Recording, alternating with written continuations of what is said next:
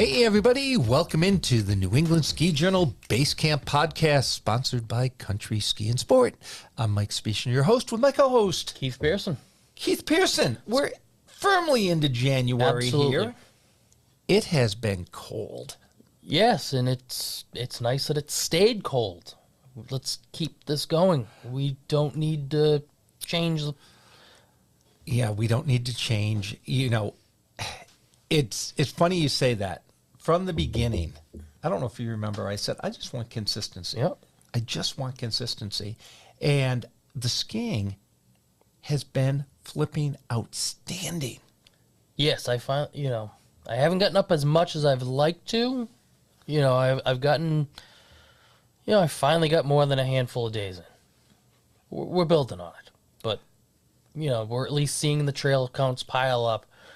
The guns are finally blazing. It's weird when a middle December storm, a rainstorm, brings a positive side on the back end. Yeah, water for snowmaking, right? That's right. Water for snowmaking. Yeah, it really is. And I know the Mid-Atlantic has been getting some snow, down in snowshoe and stuff. They've had some pretty good snow, but I would never take that snow down there and not have a full season, which we build through snowmaking. Right. Yeah, I would absolutely give me the machine-made stuff anytime. Well, I want the natural yes, too. I want both. I want the natural, but guess what? Jay has been on fire. Yes. I mean, so the natural's been there. You just got to find it. You just have to find it. Yeah, you got to drive for it, but it's been there. But the skiing has been great. So let's see. Over the last few episodes, we've been in a bunch of different spots. You said you've never, ever skied southern Vermont, correct? Correct. So south of Okemo, Stratton. South of I've never skied south of Killington. So you've never skied Okemo either. Never done Okemo. You and I need to go on a road Let's trip. put it this way: you draw a line, 93 north. Well, there you go. Ski 93. That's me. Anything within 50 miles of that, east and west, I've probably hit. Go beyond that though, probably not. Or maybe not. So I've got to talk to Eric Seaman, and I've got to see if he will allow me to take you on a tour. Okay? It won't be full day skis. So if we pull into somebody like a Magic Bromley, we ski, for 2 hours at Magic. Yeah, we can do go half over to days. Bromley's, do a couple hours, because it will truly give you an eye-opening of the different cultures in different areas. I truly believe this too. Yeah. So Lincoln, New Hampshire's culture is much different than North Conway, which is not much different than Bethel, Maine. They're just different. But you also said you've never been down to the Berkshires. Yeah, I've never gone out there. But you lived out there. Yes, briefly for a summer, after college. It was a summer, so I guess you wouldn't have been skiing. I definitely wasn't skiing. There wasn't a big snow sitting in the Berkshires for you? No, there was not. But I was also commuting. I was living in Amherst at the time. And, went back and forth between there and Pittsfield. Nice area, and I can't think of this. I remember driving out west on Route 9, and there was an old ski area. Within probably the last 10, 15 years, finally gone under.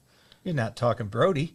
No. This is on Route 9, heading west. Blanford? No. What's on Route 9? Was it Route 9 or 20? Well, but Blanford's we're gone. Yeah. Mount Tom's gone, of course. Yep. A lot of small, those 800-foot hills. Well, we almost lost Bosquet. We almost lost it. But that is thriving again out in the Berkshires. So we've had on, let's see, we started it last year We talked to Berkshire East and Catamount as a combination because they're together. Yep. Okay. We just recently had on the Fairbanks. Yep. So that's Jiminy. Jiminy. And that's obviously, the biggest of the operations. Right. They're the biggest by far. Just a great operation overall. Bosque, like I said, there's history there that is just unbelievable. I mean, unbelievable history and background in Pittsfield back then. So today we're going to go to Ski Butternut in Great Barrington. What is the vibe? Is it chill? What is? Honestly, part of it is I just don't really know. Yeah, it's something. You're a Boston area guy. I get locked into my thing, because I have a place here. I kind of just go there, and then I've branched out. I've just never gone west. So it's kind of one of those things. I just don't know what I'm missing. Well, we just talked about there's a different vibe in each location. You go to Lake Placid, which we talked to. Lake Placid has a little bit different vibe than, say, Gore. Okay. It's just different. In this case, Great Barrington, where Butternut is, Ski Butternut is just a vibrant town. I don't know how many people live there, but, there's restaurants, there's art, there's antique stores. And Butternut just embraces it all. It's just a great town, great ski area, but there's no pretentiousness to any of it, even though it's the Berkshires. Right, yeah, exactly. Okay, it's not Lenox. Right. Great Barrington is different than, we'll say, Lenox, which I love. It's a beautiful town. Yeah, they're all beautiful in their own ways out there. I did get to hike Greylock last year. It's just one of those things. I'm going to speak for the Eastern Massachusetts market. It's just not really on our radar screen. Yeah. Because let's put it this way. When I started, here over the summer, that was one of the things that I spoke of. I want to get out to the spots that I haven't been to. I hate the idea of, I know a bunch of places by the back of my hand. I want to know all of them. At least have an idea of the best of the best. Well, you want to know them, but I think experiencing them is the key. We just talked about Greylock. I want to ski the Thunderbolt Trail. I just want to go ski it someday. I want to skin it and ski it. The snow has to be there. Or you talk about North Adams with Mass Mocha. I mean, people that know. People that don't are missing something special. Mass Mocha, Ski Butternut are one and the same. They're both out there, and if you haven't experienced them, you are missing something special. So we're gonna bring Dillon in, Dillon Mahan. Yep. Mahan. Mahan. All right. So we're gonna bring Dillon Mahan from Butternut, and let's see if he can sell me. You know what? I hope he does, because if you're not sold, you're going to be missing something special in your skiing career. Deal. All right. So right after this, folks, we're going to have Dillon Mahan, who is the director of marketing out at Ski Butternut. You said it wrong again. That Dillon Mahan, right? Mahan. Okay. I want to, Mahan. Pat Mahomes. Yeah. We're going to have him on. Okay. Pat. Mahan. Okay, we'll be right back after this with Dillon Mahan, who is Director of Marketing at Ski Butternut. Get ready, folks. If you've never been there, I'm sure you're going to want to go. We'll be right back after this. From skis and snowboards to accessories, apparel, and a full spectrum of winter sports essentials, Country Ski and Sport is proud to offer one of the most diverse selections of superior quality products from the industry's most esteemed brands. Book your custom boot and ski fitting appointment online for a shopping experience tailored for your ski or snowboarding needs. Chat with our experts in store and make the most of your winter experience. If you already own equipment, don't forget to drop it off for a tune-up and get your skis or board back into shape before you hit the slopes. Visit us online at countryski.com or at our locations in Quincy, Westwood, or Hanson. Before you hit the mountain, make sure to hit Country Ski and Sport. Discover what you've been missing when you visit Burke Mountain, the last little corner of Vermont. Located only 7 miles off Interstate 91, the slopes are closer than you think. Take advantage of their incredible midweek deals like $45 Monday through Friday lift tickets or Wicked Wednesdays where 3 people can ski or ride for the price of 1. That's right. You and 2 of your friends can ski and ride for just $15 a piece every Wednesday, non-holiday. Incredible. To learn more, book your overnight stay at the Ski In, Ski Out Burke Mountain Hotel or purchase lift tickets. Visit skiburke.com. Welcome back, everybody, into the Basecamp podcast. Now joining us from the Berkshires in Massachusetts, Dillon Mahan from Ski Butternut. How you doing, Dillon? Doing very well. Thanks for having me on the show today. Appreciate it. How's it going out there? What's the quick condition report? Quick condition report. It is nice day out. We've got a little bit of light snow in the air, a little bit chilly, a little windy, but great skiing today. We've got 14 trails open and a nice machine groom pack powder surface, and we're hoping to open a couple more within the next day or two, get us up to 17 or 18 trails, and it's pretty solid offering for us this early in the season, so we're off to a good start. That is outstanding. Well, Dillon, the Berkshires and Skiing Butternut, because that's part of the Berkshires when I'm out there, have always been one of my favorite spots in New England. I mean, how can you not think of a little James Taylor when you come out to the Berkshires, right? Can you give us an overview of Butternut, its history, the mountain, and how you feel it places itself in the overall New England ski community? Yeah, I could give you a quick rundown. We've been here a long time. Last year we just celebrated our 60th anniversary, so that was a really exciting milestone for us. We started in the winter of 63, 64 as Ski Butternut. Prior to that, we were known as the G-Bar S Ranch. It was a small camp that was run on the site here. And prior to that, it was just a couple of ski trails out in the woods cut by the CCC, which was pretty neat. And those 2 trails went in 1936, 37 year. So people have been skiing on this mountain for quite some time now, 60 years as Ski Butternut. And we're still independently owned and operated. Channing Murdoch bought the mountain in 1963.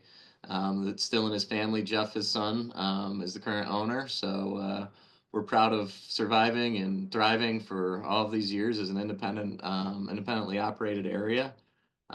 We are in the Berkshires, as you mentioned. We're kind of in the southwest corner of the state over here in Massachusetts, and not too far from the New York and Connecticut borders. So we're in a really nice, beautiful area of the country, beautiful mountains and rivers and lakes all around, and we're not too far from Connecticut and the Hudson Valley, which is where a lot of our skiers come from. So great location, beautiful scenery. The mountain, I could give you some stats on. We're 22 trails. We got 1,000 feet of vertical, 100 skiable acres, 10 lifts.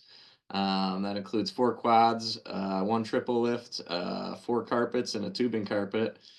We also have a 10-lane tubing center on site and 100% snowmaking, and we're really known for having great snow and great conditions and beautiful quarter ice. So that's kind of our niche. We're a big family mountain, a lot of easy and mellow terrain for people to learn how to ski, and that's kind of us in a nutshell. A butternut shell. A butternut shell. There you go. Well, you mentioned the CCC. I didn't realize that they cut trails there. When we think of Western Massachusetts, we think of the Thunder up on right? Greylock. Yeah. Okay. We don't think about other things. That's amazing. Which trails were CCC trails? So the current trails now are Twist slash Westway is one trail. That was one of the original ones, and then I also I believe Nuthatch I think was the other one. So two of our trails that we're still skiing on and are staples of the area today, which is pretty neat to think about the history there. Well, yeah, I mean that history is huge. Well, you guys really had a scare this fall. We're talking about history. We were dry throughout New England, but you guys were caught in a California firestorm. Can you tell us about that and how you guys survived? Maybe, I would also like to know that all your employees and staff were safe during this thing. Yeah, so it was a pretty scary situation, something you don't really think is going to happen in Western Massachusetts as far as wildfires go, but there was a very large wildfire, actually ended up being called the Butternut Wildfire. Um, but it started a few mountains over, basically on the other side of town. The cause, I think, is still unknown of what started it, but there were no thunderstorms or anything, so it seemed to have come from people or human created, um, I guess, start to the fire. It went on for several days. It was pretty intense. So on the first day, we could see smoke up on above where our hill is and then up in the mountains. By the end of that day, we could actually see flames coming across the top of the mountain ridge, which was very scary. From there, we had a Black Hawk helicopter that was actually dipping into our snowmaking ponds to scoop up water that first day and drop it into the hot spots, which was quite the scene. Very, very scary. But, day two, we're watching and then we can see the fire coming down the mountains. And that day, actually, we had several fire companies on site who were cutting fire breaks. And we also had turned on our snowmaking equipment. We had a very dry fall, as you'd mentioned, without any significant rainfall for probably, the better part of 2 months. So things were very dry, which is what led to the fire. But as we prepared for what we didn't know what was coming, but as we prepared, we turned on all of our snowmaking guns around the perimeter of the mountain to wet everything down and to hopefully stop the spread of fire. Like I had said, on the second day, there were multiple companies on site working with our operations staff to be on the hill and cut fire breaks and clean out places where there were a lot of leaves that shouldn't be there in order to stop the spread. Also that day, the wind had shifted and we were seeing a lot of smoke and ash and debris coming out of the sky right in the middle of the resort. The fire came within a couple 100 feet of the edge of some of our trails. Um, but that second day was very scary, and we were seeing debris. So we made the decision to turn the snow guns on, actually pointed at the buildings just to prevent anything coming out of the sky. Within a few hours, the wind had shifted back the other way, and the smoke had cleared out. But it was very, very close call. By day three, we got really lucky with a well-timed rainstorm that lasted for 2 or 3 days. Day three, it had rained for about 12 hours straight, pretty heavily. And we came back to work, and well, there were people here monitoring it, but I came back to work, and you could still see smoldering and fire and smoke coming out even after like 12 hours of pretty heavy rain. That storm luckily continued through the next 2 days and pretty much put an end to the fire. But very intense, very scary situation. However, I think our staff and the local firefighters and everybody really saved the day.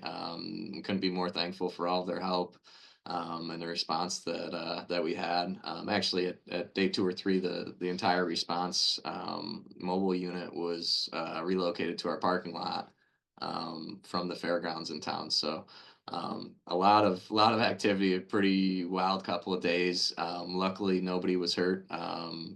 And our staff and the local fire companies came away unscathed. So did the ski resort, but very very intense couple of days.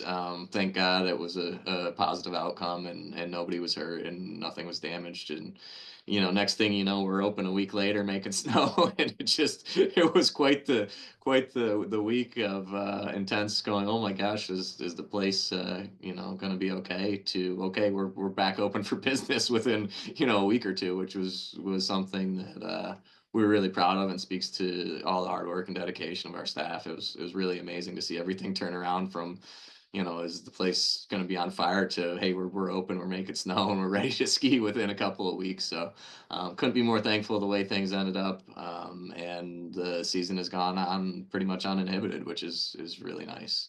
Things How could did have been a lot different. how does it look now when you go up the triple chair? Considering that's the side of the mountain that it was on.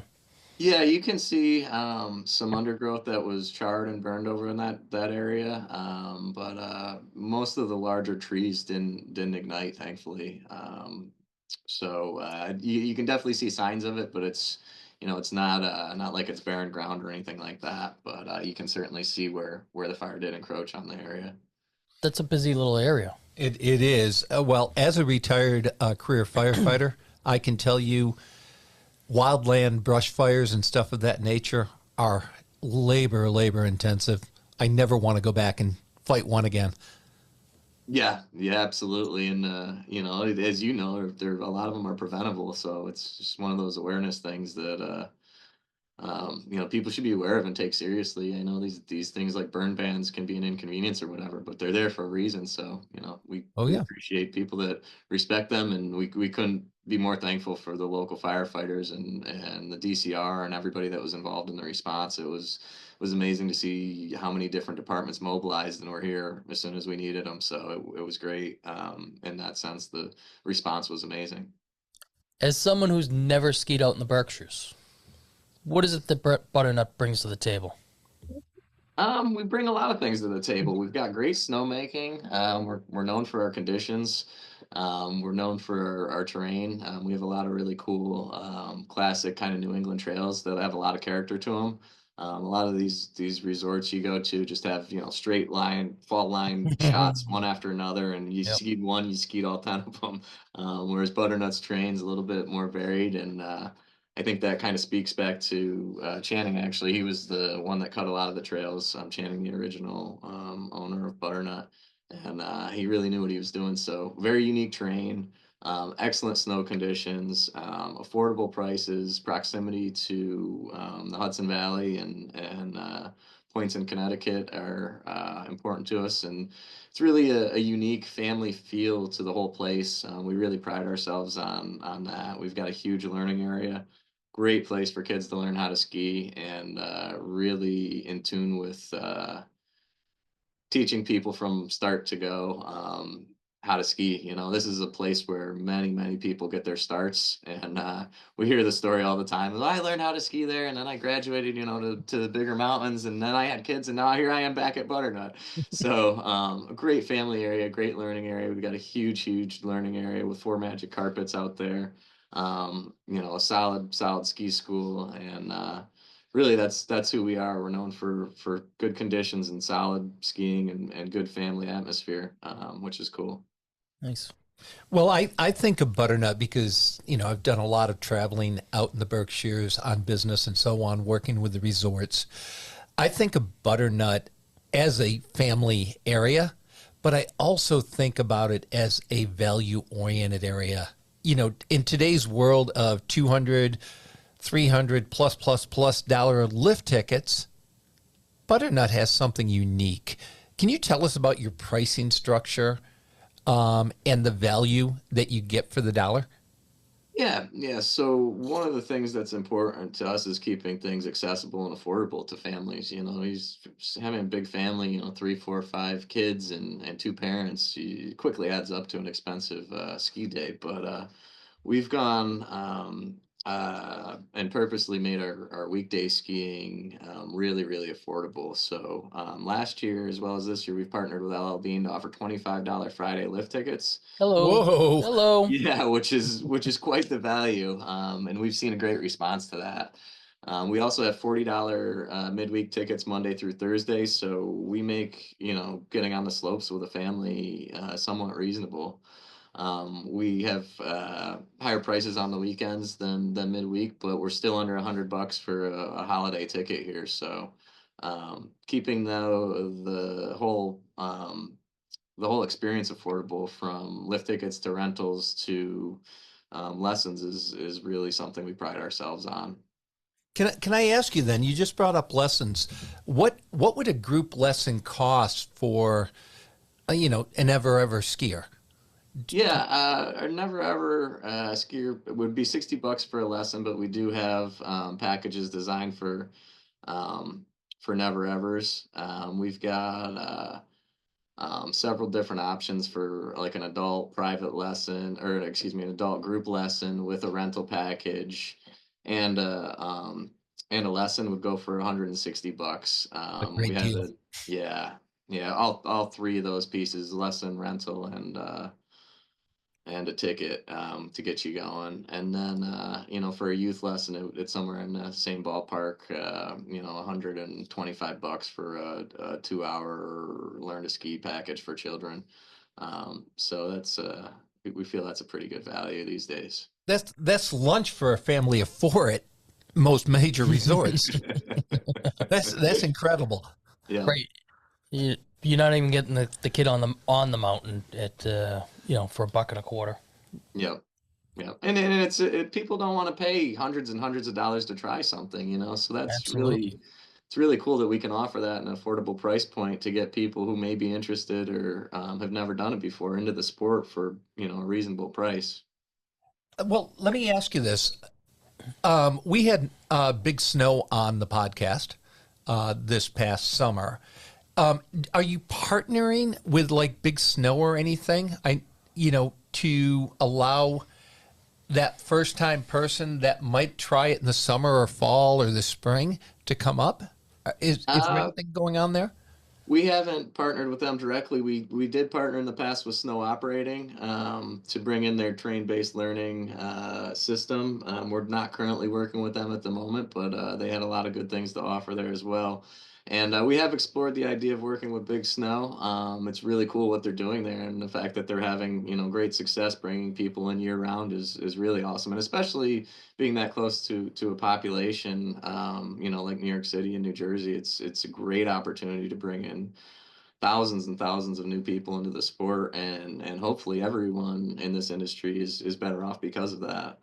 So it's a very interesting proposition to year-round skiing and next to a large population, which is very cool. And we certainly would encourage anybody that's gone that route of the indoor skiing to head this way as a next step, or your next progression in the package. It's close to you. That's why I asked the question. It's an easy shot to Butternut from there. You touched on a little bit of, it's a family mountain. Lodging wise, or as part of a longer weekend, kind of what are the other things to do in the Berkshires beyond the skiing? You mentioned 10 lanes of tubing, right? Yep. Yeah. So right here on property, we've got a big tubing center that's pretty easy for people of all ages to access. It's easy fun. We have lots and lots of families that go over there and enjoy sliding down the hill in a different way than skis, but we still like that as well. So right on property, there's another option. The town of Great Barrington's really, really a cool place. It's a small New England town. Amazing shopping, boutiques, you name it. For the dining is amazing here for a town with 8,000 people in it. We've got the best selection of restaurants, in my opinion, for a town that size I've seen anywhere. So there's really a lot of options. It's got a charming main street that's just fun to walk and window shop and maybe grab a bite along the way. But beyond Great Barrington, there's several other small towns, small Berkshire, classic New England, charming little towns like Stockbridge and Lee and Lenox. Those are all similar in the sense that they're small towns. You can easily walk a couple blocks and see most of them, but they have really cool, unique offerings. I mean, things that from alpaca stores to gourmet food to you name it, it's available here, which is really cool. We're also known for antiques. We're on just off of Route 7, which is like a huge antiques corridor.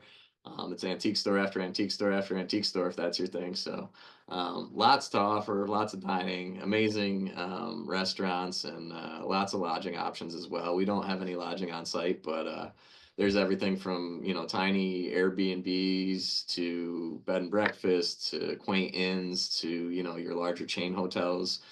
So there's a lot of different options as far as lodging goes. Some type of flavor to fit kind of every type of appetite, I think. Perfect. Well, yeah, when I look at Great Barrington, which I love the town, it's just fantastic. There's some great hotels to stay in because I travel out there. It would be affordable and everything else. But then there's that beautiful spot called the Red Lion Inn, which, you know, I still have a soft part in my heart for that location. Yeah, oh yeah, the Red Lion's great. That's one of a kind. It's been there. I don't know how long. I would say over 100 years, I believe. It's got great history and a really cool vibe to it. Something that you're not going to find two of. Yeah, it's really unique. Well, skiing at a lot of the larger resorts now has become a little bit crazy at times, especially with people straight lining and so on. There's a safety factor. How do you feel Butternut falls in for that older skier, for the family that wants to let their kids go out, the safety factor of skiing at a place like Butternut? You know, I think that actually is one of the best things about this place, and even beyond just the slope safety, it's like, you know, I my office sits next to the parking lot, and you'll see on a snow day, you know, a car roll up and dump 4 or 5 kids out of it, and the parent takes off, and the kids go have a blast for the day. And there's not a lot of places left that you can do that, and I think that's really unique and cool to this place. It's a good sized mountain, but everything kind of comes back to the same spot. We don't have any kind of crazy, you know, cliffs or terrain that a little kid's gonna get into too much trouble on, or a senior for that matter, that's looking for more mellow terrain. So I think that's a big appeal to the family aspect of it. We operate off of 2 peaks, but pretty much everything filters back to the main area. So you know, your kids aren't going to get lost or end up on a different, you know, trail pod or, you know, those kind of things. So I think that appeals to the families. I think that appeals, you know, to the senior community as well. And it's just a nice atmosphere. The families love it. The kids love it, that they can get some independence. The parents love giving them some independence without thinking like, oh, where are they going to end up, or how many mountains over are they going to go, or Sure. you know, that kind of thing. So I think the mellow terrain, the family friendly atmosphere, the staff too plays a big part in it. We consistently get you know, comments that the staff is so friendly and helpful, and a lot of them are local parents with, you know, their kids out there skiing too. So we all kind of look out for each other, and it's really a unique atmosphere. I'm looking at it as, you know, it's a family operated mountain, but it's not on Indy Pass. Can you kind of go into, like, is it just why it hasn't meshed with them, or have you not tried to? It just seems like it would be a perfect fit, but you've chosen not to. Yeah, we've spoken with Indy Pass in the past, and it just didn't quite work out. We are actually part of the Freedom Pass. Just starting this year, we've joined the Freedom Pass, so that's kind of an alternative multi-mountain pass, and we felt that was probably a better fit for us than the Indy Pass was. There's 20, I believe, mountains besides us on the pass, and you get 3 free days of skiing at any of those mountains on any day, unrestricted. Excellent. Yeah. I mean, I don't think Indy is for everybody by any stroke. You know, you're already offering a $25 lift ticket. Come on. Exactly. I mean, the value's already there, and you know, I love it when I'm traveling. I find, you know, those areas that maybe everybody else isn't sitting at. A couple of years ago, it was my road less traveled situation. I went up to Bradford and skied Bradford for the first time, which is in Haverhill, Mass, and made the option to ski every area that maybe everybody else doesn't necessarily go to because of their Epic or Icon Pass. But that's wild. The Freedom Pass. I can't believe I've never looked at it. and I pride myself. You just blew me away, Dillon, because now myself and every listener is going to be Googling the Freedom Pass, just so you know. Okay. Which is good. Ditto. Where do you see the challenges moving forward for Butternut, Mohawk's just south of you. Catamount is the area that's caught on the border between New York and Massachusetts. Where do you see the challenges for someplace like Butternut moving forward for sustainability? Yeah, so I mean, being small and independent has its advantages and its disadvantages. So I think one of the things that we continue to do is just small upgrades every year. We want to continue to bolster our snowmaking operations. We put in new pipe. Well, a year or two ago, we refurbished all of our air compressors. We're constantly buying new guns and new equipment to make sure that we can take advantage of all the snowmaking opportunities that we get. So, shorter snowmaking windows are always a challenge in the Northeast, and we're just consistently investing in equipment and personnel and anything that's going to improve that experience and give a better snow quality. So, within the last year, we've really put in some serious investment into the mountain. We just announced actually that we're going to be bringing in a new chairlift within the next year. We've signed contracts for it. We actually have the um, the area prepped and ready for the install come the spring. So, continuing to invest in our infrastructure is essential to our success. And I think that's one of the challenges, finding the right time and the right funds and the right way to do it without biting off more than you can chew. So I think that's kind of our challenge as an independent area is to consistently improve, but to do it in a conservative way that isn't too risky as far as the business goes. Sure. Can you go into the new quad, Jane's quad, that you're going to be putting in, and specs wise, and what it'll do for the mountain?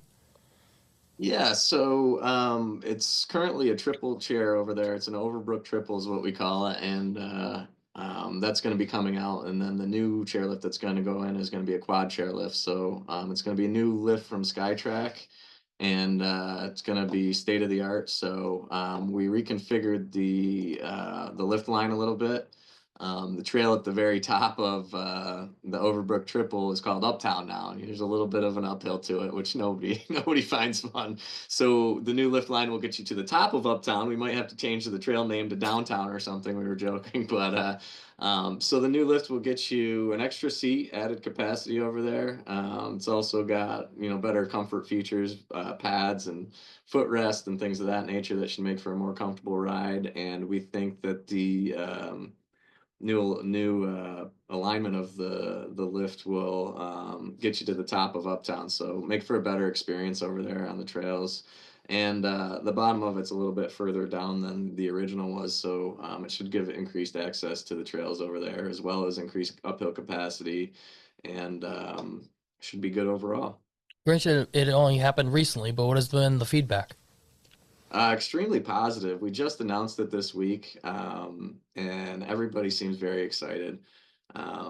It's always nice when you make an announcement like that, and your pass holders and loyal customers get behind it and are very excited about it. And I think it was unanimously well received. How old's that triple that it's going to replace? Oh boy, it was I believe 1970 something that it was installed, so it's ready. Yeah, it's time, and lift technology, comfort on lifts has gotten better, and it will be a fantastic upgrade out there. So distance wise, I know it's really funny because in the summertime, we'll say a lot of Brookline, a lot of the Boston area will come out to the Berkshires because of Lennox and so on, Tanglewood. What is the challenge of getting the Boston area out to Ski Butternut?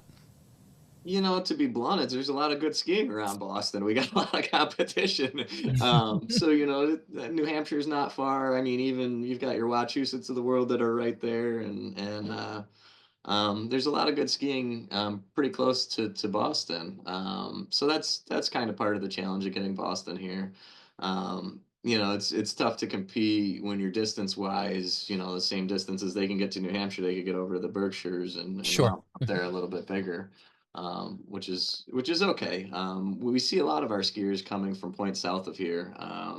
A lot of our visitors are from Connecticut, the Hudson Valley, New York City, because those are only, New York City is about 2.5 or so from here.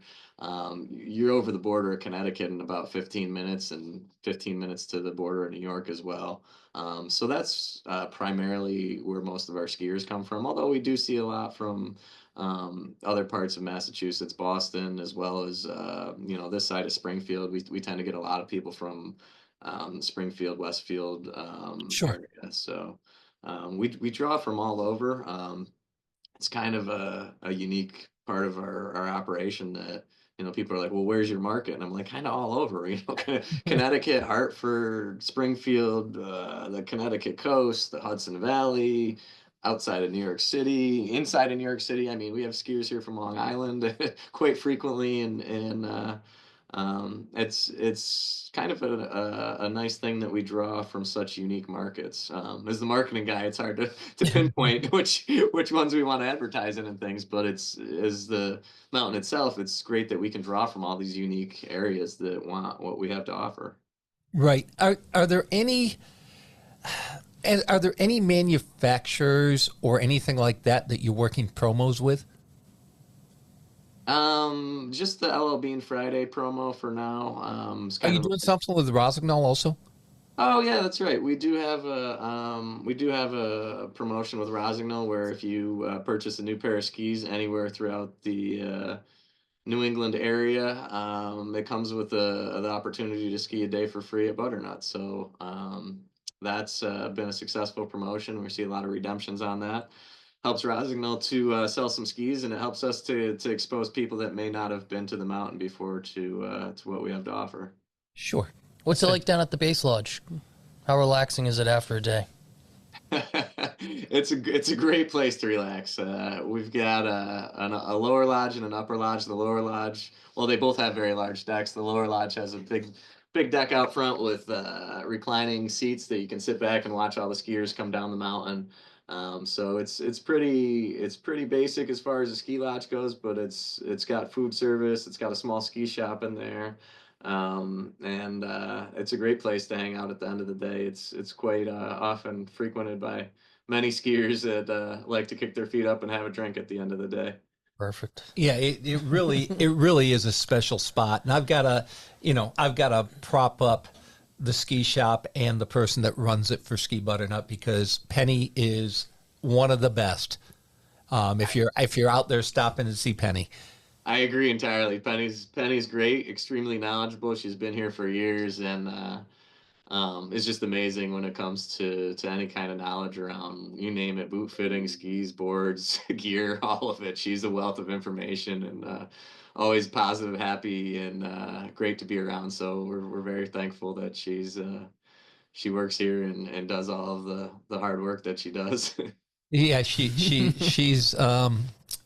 exudes energy and a positive nature. So my last question for you, how would you describe the vibe of Ski Butternut? I'd say it's old school, family friendly, positive vibe that's all about fun, which is nice. We know who we are, we stick to who we are, and we're all about bringing new people into the sport and sharing our passion for skiing, with the next generation. So that's kind of the vibe here, family friendly, a little bit old school, but very, very, very, very fun and just exciting to be a part of. That's awesome. It's one of those things, perfect place to kind of just chill out and relax. I can't believe you haven't been there. Believe it or not, I used to work in Pittsfield. Oh, no kidding. We'll have to get you. Come out here. We'll get you skiing. Right. You got to check us out. Actually, you know what? What I should do is I should do the whole county in one week or something. Just bang out everybody. Yeah, there's a bunch of other places as well in the Berkshires that are great skiing as well. So that's kind of a benefit to the area too. There's a lot of variety in skiing, a lot of options, which is really cool. We like our competition. All ships rise with the tide. So the more skiers we can bring to the Berkshires, the better we will all do. Well, Awesome. you know what? Your statement right there, I wish every ski area operator would view it that way. Oh, absolutely. Because it's not about taking just what's mine. We've got to build the future through each other. We need each other, and we don't need to lose another ski area. Absolutely. And when only a small percentage of the population skis, and we're really in it to convert people into the sport, the opportunity is enormous. It's big enough for all of us. There's plenty of people that don't participate in the sport that we would all love to have here. And, with the smaller percentage of people that ski, it's, there's the market's wide open. There's plenty of people for us to bring into the sport and to convert. There sure is. I applaud you. I love Ski Butternut. I love the Berkshires, and I challenge everybody to get out and get a $25 to $40 a day lift ticket midweek. Call in sick for 2 days and go skiing. I like it. We would be happy to have you. Sounds perfect. Dillon, thanks for coming on. Thank you guys for having me. This has been Enjoy fun. that nice new quad. We will. Thank you. And what I'll do is, I'll grab Keith and say, take a day off. Let's go ski. Bring them over. We'd love to have you. All right, Dillon. Thank you very much. You have a great winter and hope to see you this winter. All right. Thanks, Mike. Thanks, Keith. Thank you. The Button Ski Hanger is a patented ski storage fixture that safely stores alpine skis regardless of length, width, or shape. This means that your fat powder skis can now be stored next to your narrower carving skis, your race skis, and your kid skis. For more information, visit their website, buttonskirack.com. The Button Ski Hanger is also available for purchase at amazon.com. So make your purchase today. The Button Ski Hanger is simply better for your skis. If you want to be inspired and informed on everything about the New England ski and outdoor scene, then you need to check out skijournal.com. Skijournal.com delivers daily content on breaking industry news, tips, gear, dining, travel, entertainment, as well as all archived episodes of the Emmy-nominated New England Ski Journal TV show and the Basecamp podcast. And don't forget to subscribe to New England Ski Journal, the longest-running regional ski magazine in the country. New England Ski Journal's award-winning writers and photographers bring all 4 seasons to your door with best-in-class coverage on skiing and the outdoors. Log on to skijournal.com and click on the subscribe button to get New England Ski Journal mailed to you today. New England Ski Journal is a Siemens Media publication. Siemens Media. Inspiring. Informative. Insightful. Well, Keith, we sold. So at some point, I'm going to have to make a tour to the Berkshires. Uh-huh. And just kind of go through the whole list and just see how they stack up against each other or against other mountains I've been to. Simple. So it doesn't have to stack up against, because each mountain is special in its own way. True. Okay? When you go out to these mountains, when I take you on this 30-day trip and all we're doing is skiing on Siemens Media's bankroll. On their credit card. Yeah, their credit card. On their credit card. Okay. Each run, when I stack up a run against each other, of course I have my favorites, but each run is special in its own right. Each ski area, whether it be Stowe, Mount Abrams, Wachusett, each day is special just because we're out there. But in this case, the ability to have such history. I didn't know the CCC cut trails at Ski Butternut. And when we say, hey, let's go to Cannon, you know it automatically. It's one of those things. Hey, I love the idea of winding my way down Taft. Of course. And those CCC trails, they're like that at whichever mountain they're cut on. You know, they go with the mountain as opposed to just, we're going to cut some trees. Straight line, break out the chainsaws. Well, I already knew about Butternut, of course, okay? Yes. There's only one spot that somebody's gotten me, and it was Ski Portillo, that I haven't been to, that we've talked. So I already know how special it is. If you want to go out and bang bumps all day, if you want to go out and ski gnarly lines, Ski Butternut's not the spot. Right. But it doesn't mean that you can't put on that carbine ski, arc turns, with the feeling that you're not going to be hit, the feeling that, wow, that snow was good, the feeling that, wow, this feels like home. That's what Ski Butternut's all about. It's exactly the way it was described. And the idea of $40 being the most expensive of your midweek lift tickets, who's offering that north of town?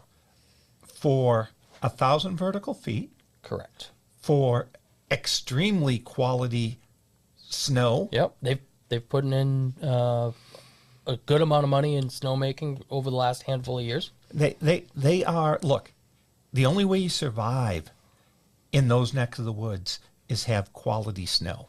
You've got to have it because they don't get what Stowe or Jay or Sugarbush gets. Nobody does. But, you know, the vibe, the energy, and I'm going to put one last piece to the whole part of Ski Butternut. It is the people. They make you feel at home. They're energized. You saw it with Dillon. I mean, there was nothing but positive. You mentioned it with Penny, 20+ year veteran of the industry. Like of the mountainer herself. That's someone who's obviously cares deeply about the place. Cares incredibly deeply, believes in it, is vested in it, and that is huge. I'm going to challenge everybody. If you want the path least traveled with really a pot of gold at the end of the rainbow, go out to the Berkshires and check out Ski Butternut because it has a vibe and energy, and what makes it all even more special are the people, as we just stated. You know, I'm telling you, take 2 days off from work, do a little, and go out and ski 2 days, stay over one night, stay at the Red Lion Inn, because that is totally old school New England with a little twist, and go enjoy it. It's one of those things that, you know, I've always wanted to get out and see as much of the area as possible. You know, I'm a creature of habit, unfortunately. So therefore, it's like I've got my ways and trying to branch out, heading out to the Berkshires and knocking out 4 areas and just getting out and enjoying being out, which is half the battle, right? Exactly. I mean, the bottom line is lift tickets at $25 to $40 midweek. Right. I don't care if you have an Epic or Icon pass. Step out of your comfort zone. It's cheap. Go out and experience something else. And $25 on a Friday, you're going to spend that for lunch. A lot of times, at your you know what? pass. You know what? I didn't have a beer.